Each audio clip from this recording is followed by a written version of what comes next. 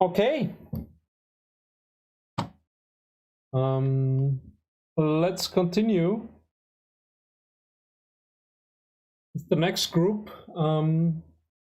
Let's maybe try to speed things up a bit so that we still have enough time for the tutorial for the robotic simulation. With that, I'd like to ask if group 4 is ready. Yeah, that seems like you're ready. All right. Yeah, I'm ready. Okay. Here's our scheme. It comes from the design I showed yesterday.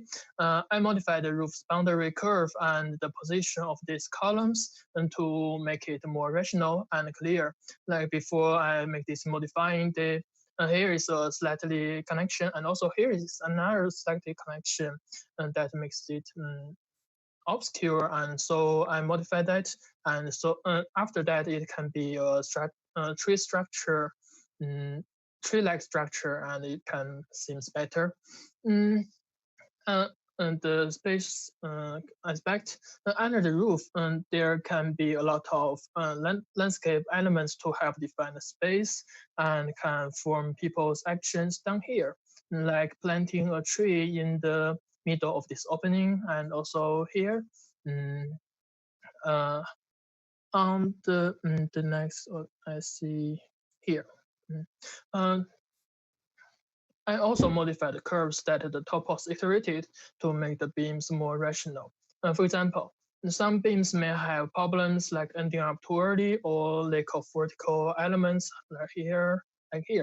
And so I prolonged the curves and I defined the beams to make it better. And after this, Zhiying also has a new idea yesterday. Maybe you want to show it to us. Zhiying, can you hear me?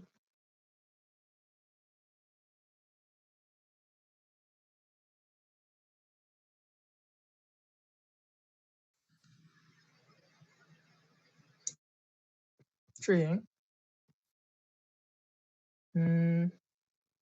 Maybe she's still iterating her design because of some technical problems.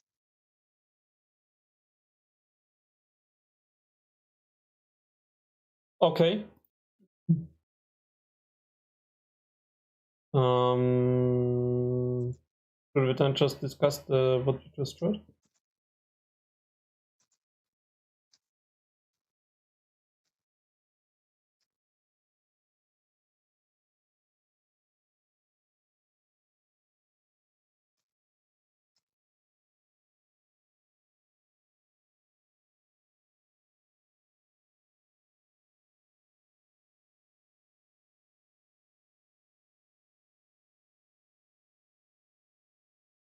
I think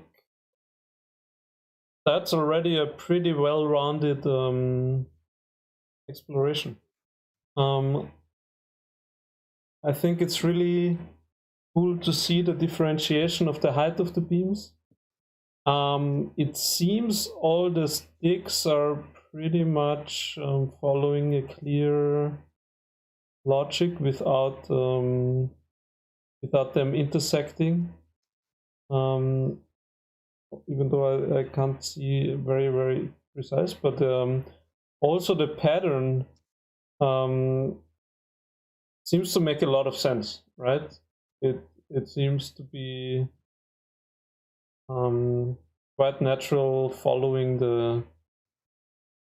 kind of the outline of this this bobby shape or S-formed shape.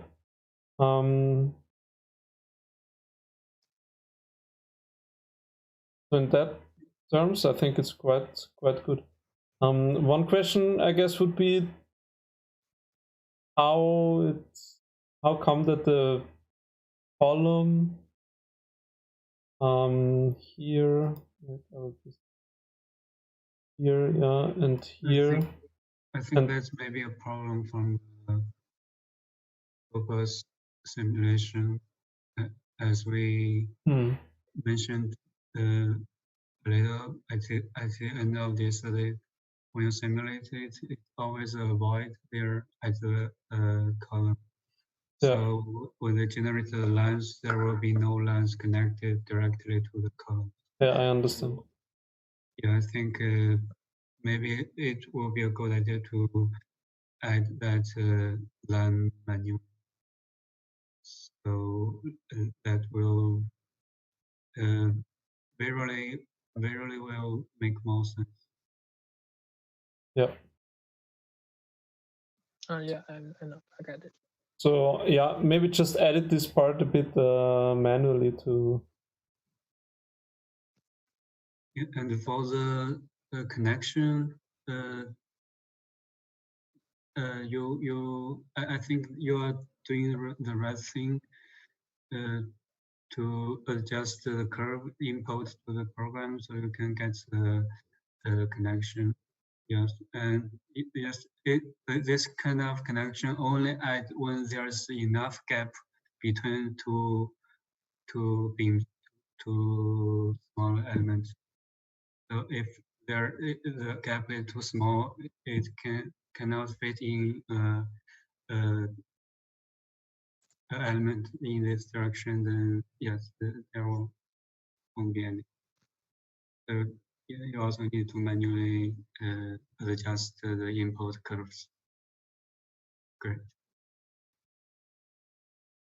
And actually, I have a question about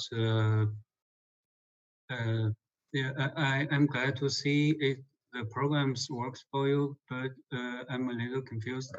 It's like you are trying to designing this pavilion at some function you are imagining, but my recommendation would be that it is possible to also post this kind of pavilion or to a larger background or context, maybe to the context of our multi-story buildings, and what this kind of pavilion can act in this in a large context. I think that would be more interesting than just design a pavilion and show what it looks like. Yeah. Mm. But I don't say that this is not good. I just thinking that it will be more interesting if there's more explorations between this kind of forms of shape structure system.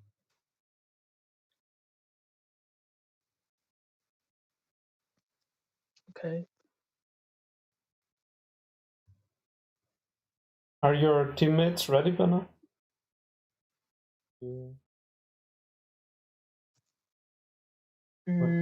Maybe, I don't know. Maybe we try to. Maybe later. Yeah, maybe we go on with the next group, and Yeah. and if they still want to show something, then they just they should just text us, I guess. What I would also find super interesting in your case is as let's say the scale is a bit smaller than other projects, right? It would be also super interesting to see if you can find a nice detail of how the column actually connects to the beams, right? Yeah. I think that would add up a lot of to the quality of your proposal. And it seems you're very averse in the modeling of this type of structures already. So if you're up for the challenge, then I think that would be a nice additional exploration. Okay, then that was group 4. Let's continue with group 5. Nice detail of Hello. Hello. So I'm Vicky, so I will just start the presentation first. So before going into the designs, I just want to mention some of the issues that we are currently interested in and design conditions and the typologies that we are looking at. So after COVID-19, there's a need to design more private space in the public during the outbreak of the pandemic, when huge physical events and destinations don't require as much as always.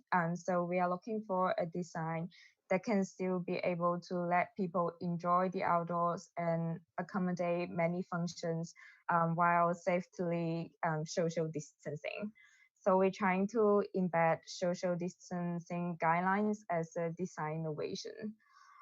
So the sign that we are imagining is a public outdoor recreational space, like a park or a small plaza that you can imagine.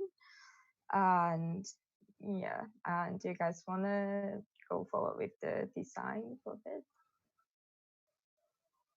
Hi, can you hear me? Yep. Hello? Yep. Yeah.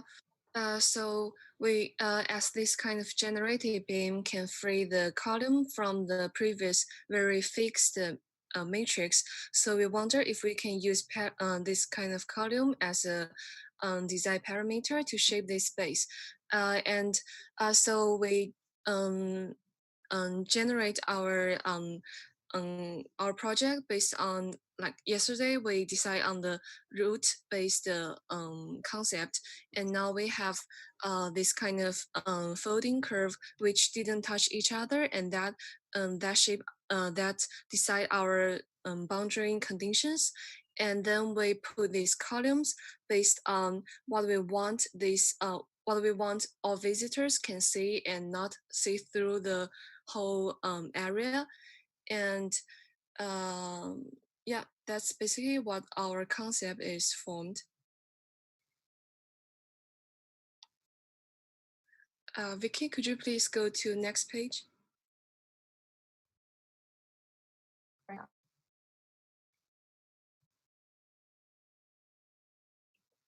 Yeah, and you can see, so this place is basically for this meandering behavior, and we use different gap, different size for the columns. So there are two size. One is about like 50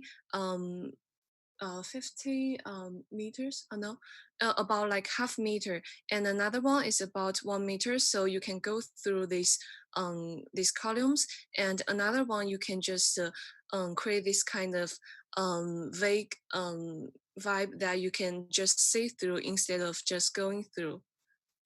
Yeah. And Vicky, please go on with your So my line is quite the same as Jazz. So based on the outline generated, currently the column position is designed to be aligned on a proposed centerline network, and we attempt to have a little bit control of the outcome connection lines in this way. So the columns are then positioned with differentiated density along this network to represent the capability of restricting the passing flow within the area, to show how we somehow controlling the social distancing in this situated way. Yeah.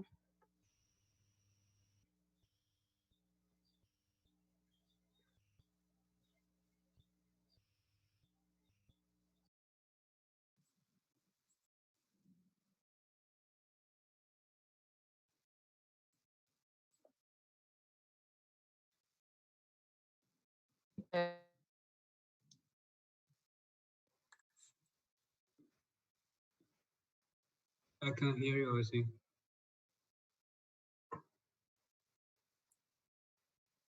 Is anybody presenting?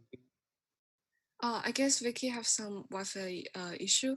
I guess I would like to add one more thing is, you can see we still have like 3 sketches, because we, even though we kind of design how we can generate the boundary conditions, we're still trying to find the best solution. So yeah.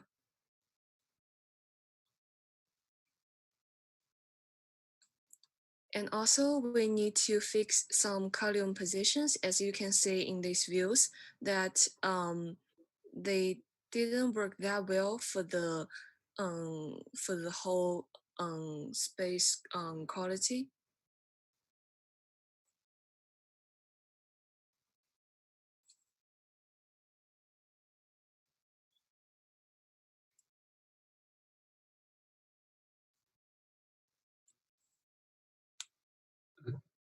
Okay. Yeah. Should we give some feedback? So,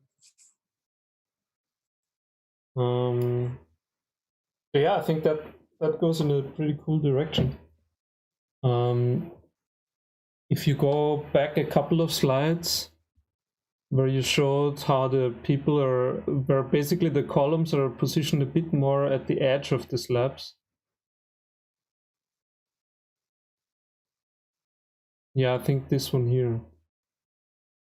So maybe that would be an interesting kind of concept, right? Because I see you in all of your proposals, there is like a kind of a lot of columns, right? Which I would be very careful to, if you put so many, right, that you then also take care that their diameter is reduced, right? So I would keep them very minimal. And I mean, if I look at this, I could easily see those columns basically kind of being integrated in a facade, right?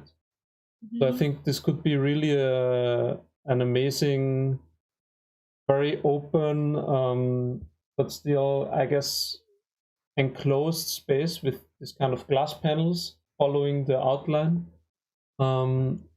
If maybe I can, I guess you could have a panel here, right, and then continue. And basically the column would be both holding the lightweight timber roof, right, the ceiling, and at the same time would hold the glass facade maybe. And I think that would, I don't know, like I would be just interested to see how this would turn out in terms of like a really fluid space, right? I mean, you could imagine this sitting in a park and it being a very having a very high quality of the for the inhabitants to experience. In terms of the production of your whole concept, if you go maybe to one slide where you can see more of a floor plan.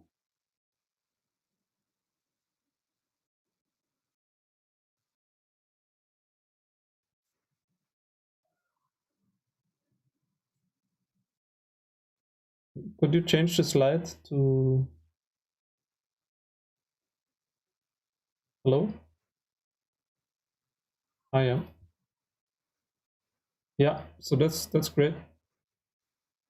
So I guess right now there is like they're very close together, right? Which is which I guess is pretty cool. I wonder if, as you have all these kind of fingers, right? If you could use the fingers, or if you could integrate the concept of this kind of beads or fingers into your fabrication scenario, right? Which could be that basically if you have, I don't know, like an arrangement like this, right? But then you use this to actually have an access of the mobile robot to basically position itself here, right? And then reach being able to build this whole part here, right? Then it can reposition, it goes here, kind of fabricates this part and so forth, right? So this kind of meandering spatial experience would then also be integrated with the concept for the fabrication, right? And with that said, if you remember the two scenarios, right, we can have this kind of sticks, these sticks here, right? We can have them either on the bottom surface, which would mean that the robot is kind of standing on the floor, and then putting the pieces on top, right? Which in your case, I guess, is going to be very complicated, right? Because you're going to have all these columns, right? But if you choose the other scenario where you basically have your where this part here, right, your plate would basically first lie on the floor, and then you put your sticks on top, right? And after you drive your robot around the whole thing, kind of accessing into this kind of base, right? Being able to really reach into the whole structure without driving on top of the sheet. Then you just raise everything up, right? And I think that would have the benefit of maybe also catering for a very clean kind of interior, right? And from if you look at the structure from above and from the outside, right, then you would see all this kind of tectonic articulation of the beams on the top, right? I guess that's just the way that I could see this project go into a very interesting direction, but it's just a suggestion. So feel free to also. Well, actually, for me, I would totally agree and recommend what Jaak just said. And I think now the columns, as you have a large amount of columns, and I think the relationship between the beams and the column is really hard to handle. And I think now it looks like it's hard to see where just the relationship will be much better if we have a clean surface below the plate and only the columns, and then the beams upon the columns. I think for the design, I think personally I will prefer this this proposal. Not saying other proposals are not good. Just a little weird if you turn to previous slide. Yeah, it's a little weird to see the cut at the edge. Okay. Yeah, I'm not sure why this was cut like this, but just personally, I think it will just disturb the design language. Just personal feelings. You can consider this.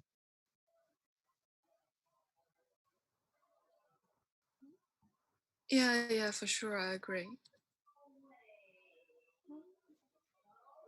And we want to ask, as you can see, as the blue annotation here on this diagram, which is all the columns position. And should we just proceed with this concept, like arrange the column based on the kind of visibility that we want? I don't understand this part. I think as in the column right now is not actually sitting like below the bins. Like some of them is not very overlapping. So is that like an issue that we need to manually fix? Mhm. Yeah, we can go. Maybe I will share the scenarios. Wait just a second. So I guess your columns right now are kind of following the outline, right? Yeah.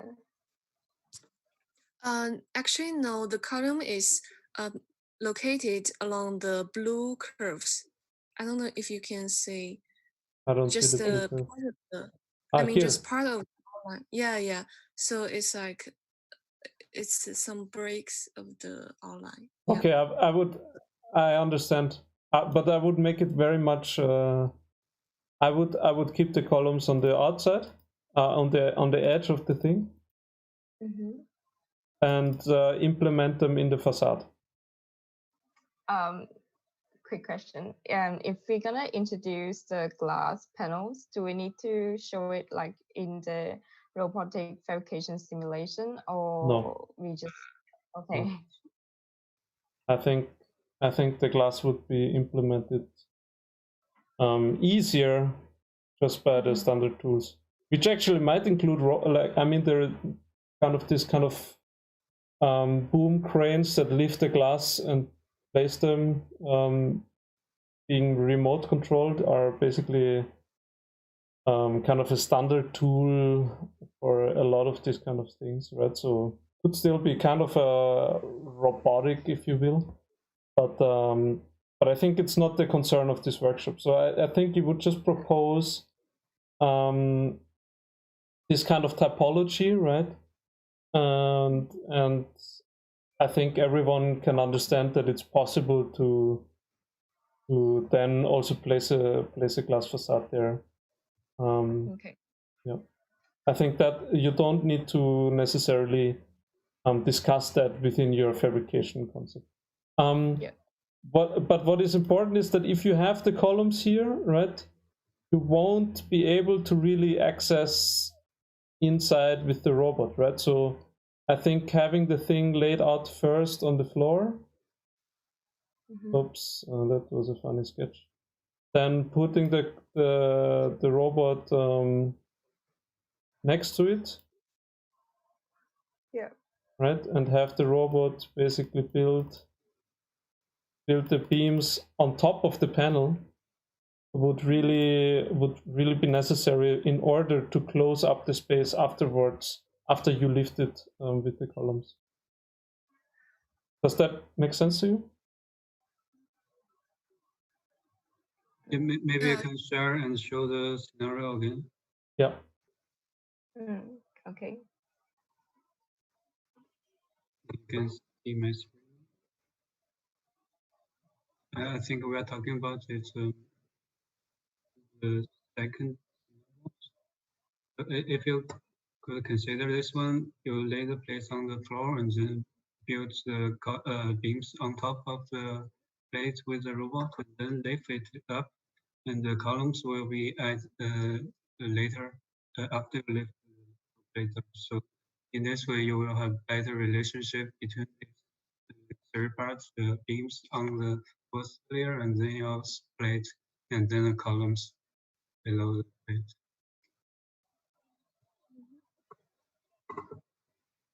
Yeah, and may I ask, because our outline is not closed, so actually it's possible to place the robot in the center of this pavilion.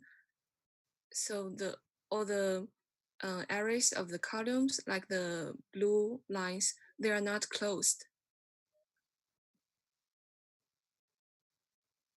I don't know if I explained that right. I don't think I catch this. Can you repeat that? Oh, okay. I mean, before we we didn't place the columns all along the outline. So actually, people can enter this space from some direction, and I guess that wouldn't make the robot simulation quite difficult as before, like if we are discussed about the closed outline. But I think I would also make this concept very clear, right? So right now, if you say that the columns don't really follow the outline, then I would struggle to understand really what is the logic behind the concept. And I guess still it would be pretty hard to for the robot to maneuver. Right? I guess, for example, in here, that's really a bit tight. But I mean, up to you, right? I mean, I guess the expression of the beams on top of the structure could be also super interesting in terms of the experience of the space, right? I mean maybe, I guess maybe if you say you have your kind of pavilion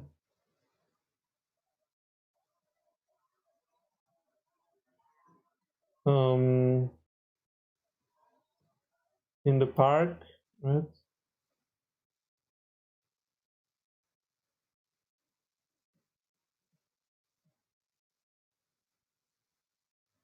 Then maybe what might be naturally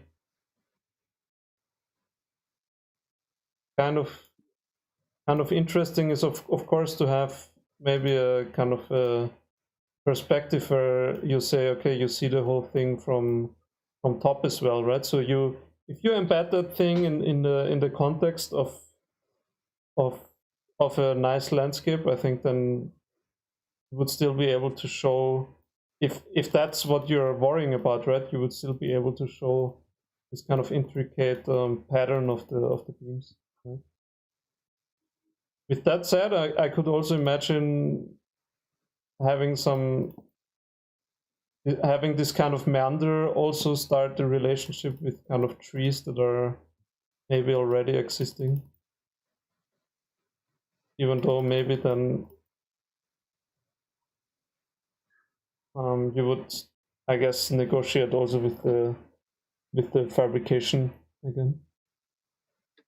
But I guess I can see this project go in a couple of different ways. There's a couple of interesting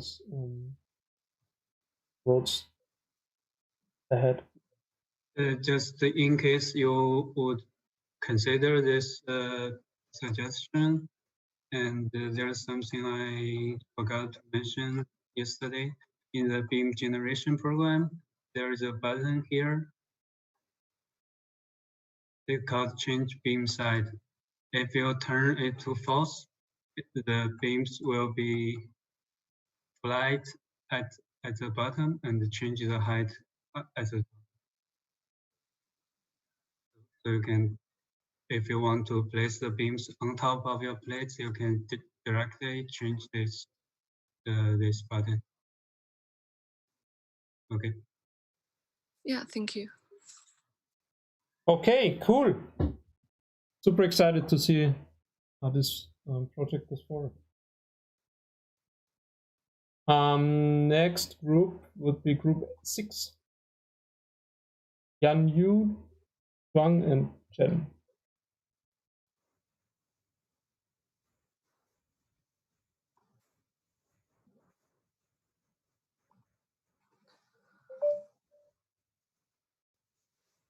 Hello. We have made a little progress.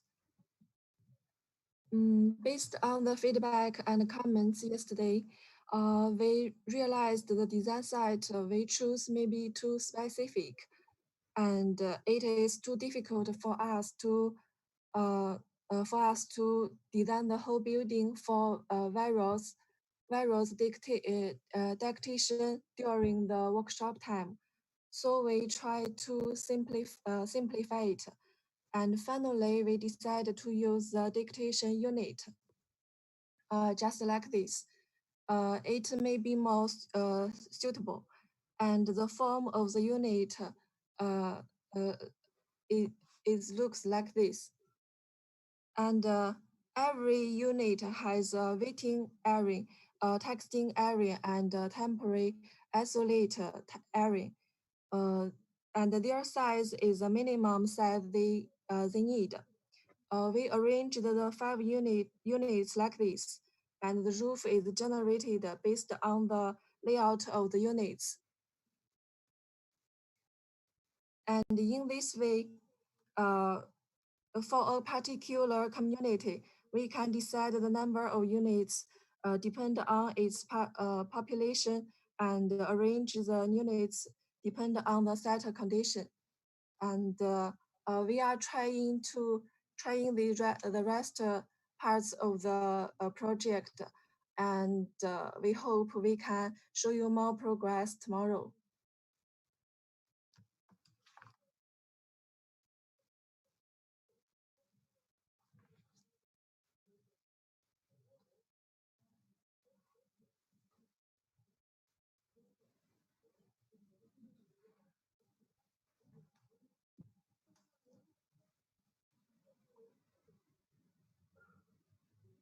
Okay. Next group.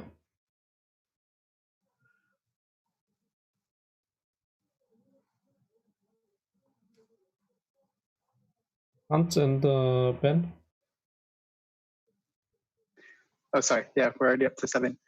Actually, most of our work the past day was developing our scripts for making the different beam topology. So the general geometry and stuff to discuss probably isn't too dissimilar from then. So since everything is a bit scrunched up for time, maybe we can just continue on with the next group. Okay.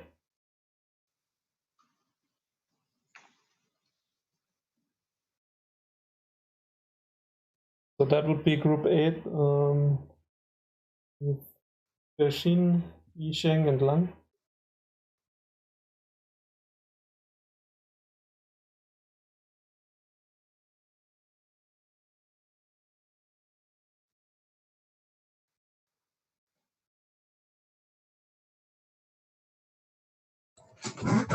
Maybe we could let next group give the presentation first.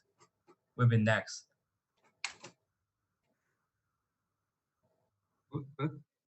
Okay. Zhang and Yishan, are you ready?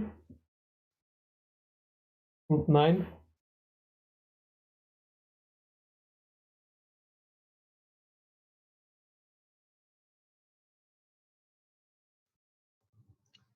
I think we can present our work if other groups are not ready. Yeah, group 10. Okay, let's continue with group 10 then, and then we do 8 and 9. Would you please share your screen, Farzan?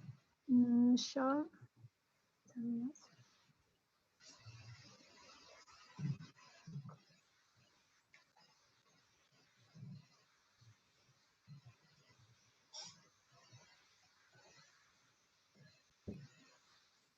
Okay. You have my screen? Yeah. Yes, if you can make it full screen. Yep.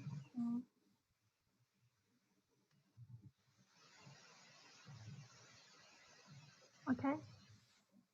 Okay. And hi there, hope you are doing well. As you saw yesterday, our group presented 3 alternatives that all of them were based on generative for finding. As a group, we combined our concepts, and it's followed by generating our module based on fractals forms that they find around us most of the time during a day. And Next. As we can see in the screen, these are some examples of fractals forms. At the left, it's a Koch snowflake, and at the right, it's a Serpentine triangles. And fractals exhibit similar patterns at increasingly small scales that called self-similarity. And we developed our form based on this self-similarity form. And would you please continue, Farzana? To the next slide. Okay. As Sanas explained to you, we used a module developed it with a circular around a circle, and as you can see in our first in our model for yesterday, we used 18 columns, which in my point of view were a bit excessive for this model, especially for the fabrication process when the robot wants to assemble the elements. So we carried out an optimization this time with just 6 columns, and this new boundary which we obtained from a fractal algorithm. And what we obtained from the optimization is this continuous pattern for our material distribution.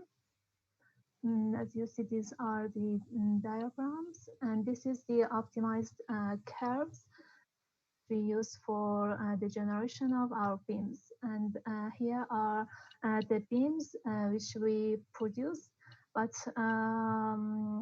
I think we had some bugs in our definition for, and I have to show you my Rhino screen. Do you see my Rhino right now? No. Or should I should share my screen again, I think. So,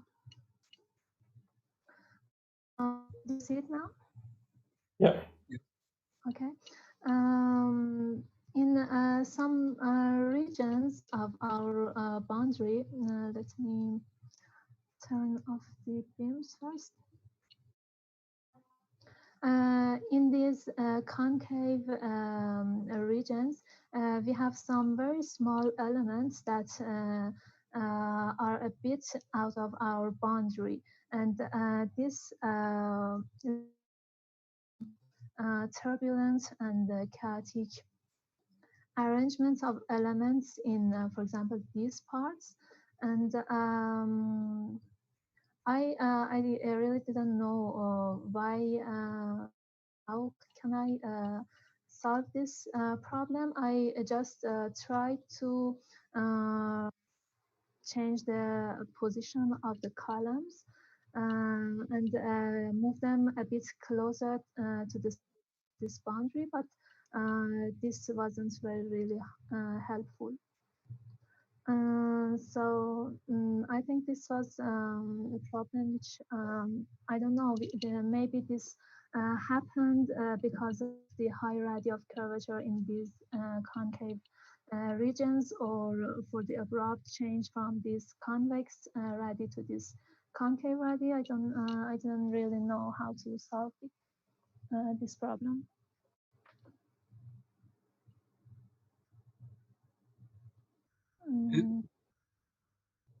Actually, I have finished. Yes, yes. Okay. In my mind, if you turn to maybe the top view, top view. Can you change? Oh yeah. And yeah. I think you can see that. Wait, all the beams curves are trying to run this way, and it's very close to the boundary. Mm-hmm. I think it's just because it's really the need of the structure system. So as you have like a wide area here, so when you trying to have the cantilevers in these two parts, so it's the structure will try to use this kind of beams to connect to these parts and to make it strong. So I think it's normal that the beams run very close to the boundary, and but for the generation of the beams, as you have the small segment here, and if you, my recommendation will be that you delete them manually, and I should delete as them you have so many small curves and the distance between them very small, and actually it will try to fit in a joint like this, like a three column joint, and actually it need a very large space to fit a joint like this. It need to push all element away to avoid the collision at the joint. So there's no enough space at the small segments. So that's why it will grow outside of the plates. Do you think it would help if I decrease the radius of these curves here in the concave regions? If I just decrease and have another curve here. Sorry, I'm not sure I get you. I said decrease. This I decrease the radius of curvature here. For example, I this curve here instead of this curve. I think you need to run a simulation and see what will happen. But I imagine the curves will be more straight to connect it. I'm not sure. You need to run a simulation. Okay.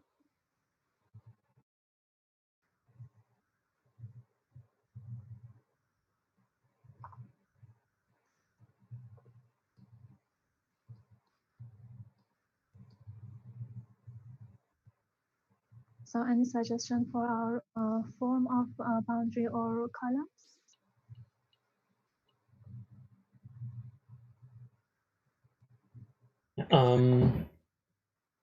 First of all, I think this is really an exciting study.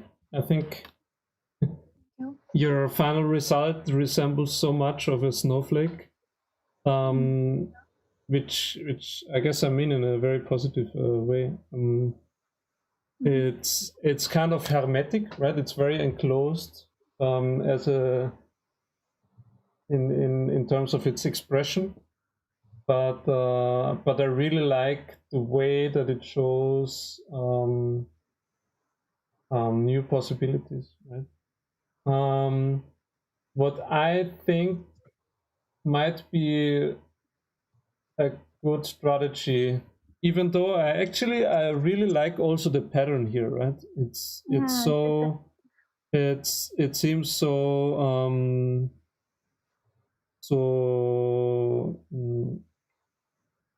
I guess it's just very interesting, right? But what I would still try is maybe not to put back all of the columns, but bring back some of the columns, right? So maybe if you place a column somewhere around this kind of cantilevers. I actually tried this. Let me just. Okay. I think it's here.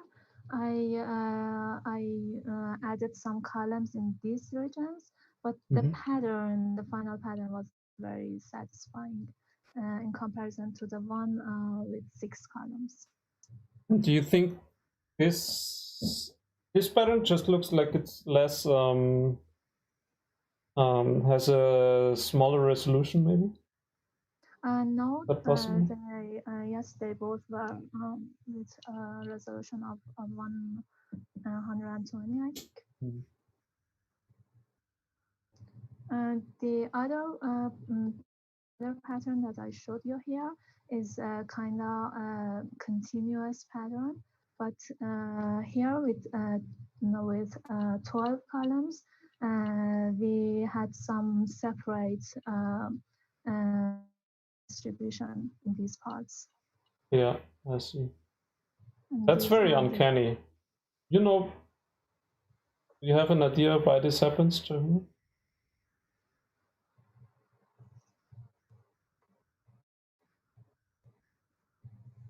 Why the beams are not continuous, or the topology is not continuous?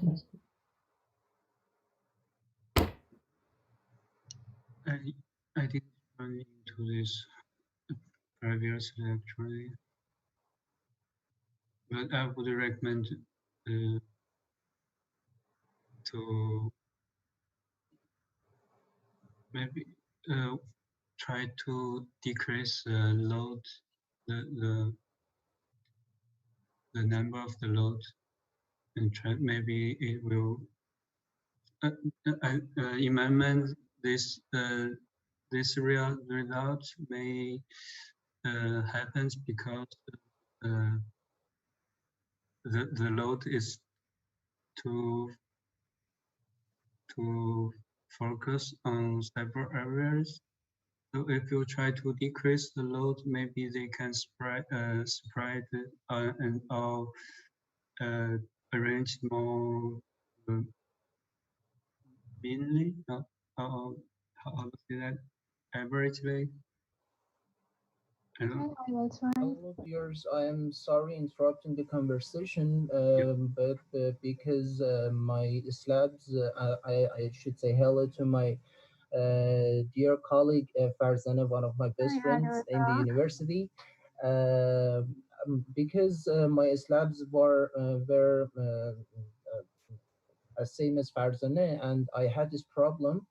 I should say error or this conflict we have in these patterns that they are not connected to each other is a normal problem subjected as islanding, as I know in topology optimization, especially because my subject disease is topology optimization working on BESO.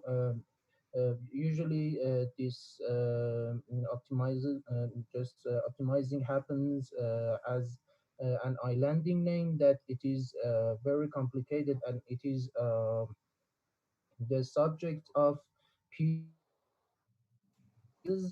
that they are working really hard on this, and it is normal. It is happening sometimes as an islanding problem in BESO and SIMP topology optimization.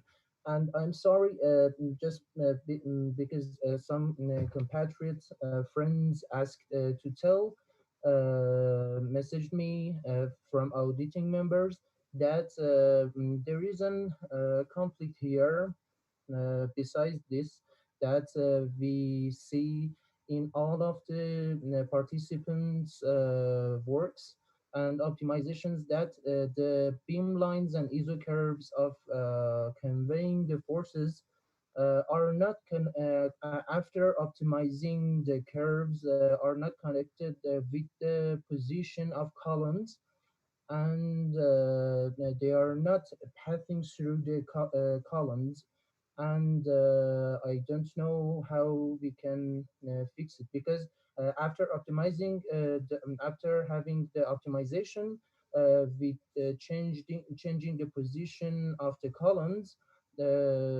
surely it is not functional or pragmatic, because we have done the optimization with the position in their previous locations. Just some auditing members asked and wanted to me just say it and if you have a solution, they wanted to know. I'm sorry interrupting the conversation. I just need to say this. Thank you. Okay, thank you. Okay, in my point of view, let's address those questions in a bit after we finish discussing this project. So I guess now. Excuse me, I have Yeah. a question. Do you hear me? Honey, yeah. Hello. Yeah. My question may be repetitive, but I am wondering to know why it's not feasible for robot to work and stick our elements in two levels. If these two levels placed side by side to each other, I wanted to know, is it possible to, play with heights of our modules, and is it possible for robots to make this without any problem or not? You mean the different stories? No, not different stories. For example, this model can be. Wait, what is a module? What is a module? The snowflake? Yeah. For Okay. example, the snowflake. Can we break the level of the surface, or is it possible for us or not? It means that if we could have a boundary and not in one height, in different levels.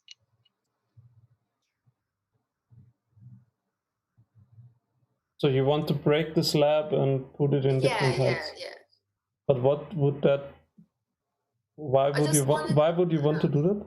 I mean, of course you can, but then they're disjoint, right? Not one slab anymore. So I wonder why you would want to do that. I just wanted to ask: is it possible for robot to do these kind of works or not? That was a question. Depends how you do it. Okay. I think you would need to see whether, I don't know, you build it sequentially, right? You build first the first, then the second, then you lift both of them up, or you put both in place, you reinforce them from the bottom. But so today we are gonna discuss the simulation of the robot, right? And then whether that's possible or not is completely up to you, right? If you find a solution how to do it, then it's possible. But let me ask again, why would you want to break this up? I'm not sure what kind of qualities does it get you if you want to. No, I didn't want to do that. Okay. You were just curious. Last night about it, and we decided to ask it today, and because of that, I asked this question. That was not about this module. Okay, I see. Anyway, so I think this is really a cool concept to go forward. I would keep it mostly like that. And the one thing I wanted to address before is that if you want to stick with the 6 columns, right? Mm-hmm. Maybe one solution to avoid this kind of very strong beams at this kind of bay, kind of inclusion on the sides, right? Is to just play around with either the position with of the columns a bit, right? Okay. And or with the outline of your snowflake. Sure, I will try some more options. Yeah, and I guess, I mean, ideally you just use as much computation as possible, as that's kind of the exercise of the whole class, right? But also I think it's totally okay to take up a bit of an agency from a design perspective, right? And to start a design relationship with these tools, right? So if you feel like you want just to pull this curve manually, into a position where you think it makes more sense, right? Then I think that's also fine, right? Yeah. If you pull this guy to the inside. Okay, with that, I think we really should go on.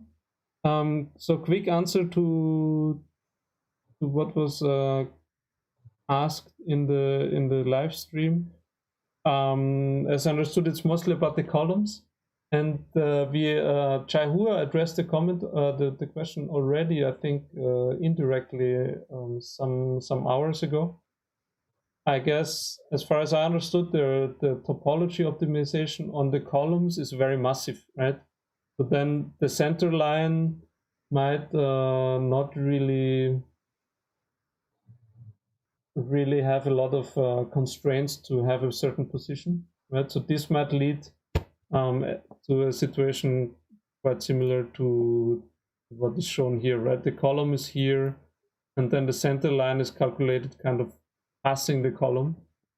And I guess the possible reason could be that actually the algorithm wants a kind of a beam in this whole region, right? And then when you try to find the center line, it just doesn't know where to go, right? So this is also something where either you interfere manually, yeah, and you say, okay, when you have those lines, you adjust them, and you say, okay, actually, I want to have my center line go exactly through the column, right? Or you implement an additional kind of constraint within the generation of the lines. Yeah, but obviously the beams should somehow converge always around the column, right? And that said, the connection detail could also look, probably there's two different strategies where one, you kind of hang the slab from the top.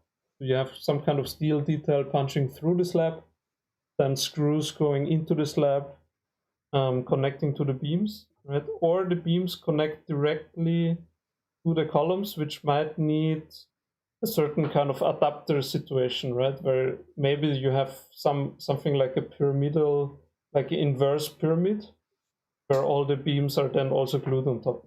But I think this is something that we would probably only address tomorrow, after you have your concept done, after you have your fabrication simulation already conceptualized, right? And then we can talk about it. Okay, in terms of not spending the whole day with reflections today, let's go on. How do group 9 and 8 feel? Are you ready to present? Group 8 is ready. Okay, let's go.